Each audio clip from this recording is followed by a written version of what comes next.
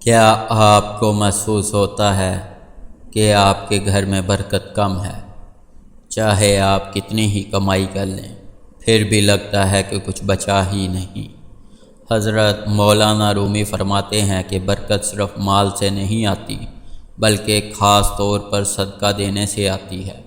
آج میں آپ کو ایسے صدقے کے بارے میں بتاؤں گا جو گھر میں برکت لاتا ہے۔ برکت کا مطلب صرف پیسہ ہونا نہیں، برکت کا مطلب یہ ہے کہ تھوڑا بھی کافی ہو جائے اور اس میں خیر، سکون اور نصیب ہو۔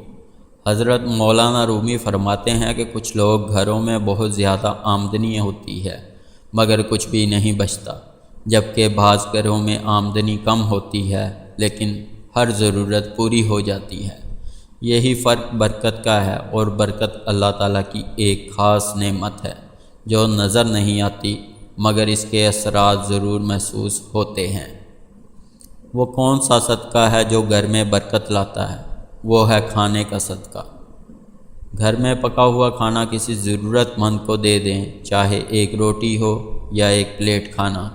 حضرت مولانا رومی فرماتے ہیں کہ جس گھر میں کھانے کا صدقہ دیا جاتا ہے، اللہ تعالیٰ اس گھر کے رزق اور کھانے میں برکت عطا فرماتا ہے۔ کھانا بانٹنے سے وہ کم نہیں ہوتا بلکہ اللہ کے حکم سے اس میں اضافہ اور خیر پیدا ہوتی ہے۔ اس صدقے کا طریقہ بہت آسان ہے۔ جب بھی گھر میں کھانا پکے، ایک پلیٹ کسی ضرورت مند کے لیے الگ رکھ دیں۔ وہ ضرورت مند کوئی غریب، پڑوسی یا مزدور بھی ہو سکتا ہے۔ اسے اپنی روزمرہ کی عادت بنا لیں۔ جب گھر سے روزانہ کسی بھوکے کو کھانا کھلایا جاتا ہے، اللہ تعالیٰ اس گھر کے رزق میں کمی نہیں آنے دیتا۔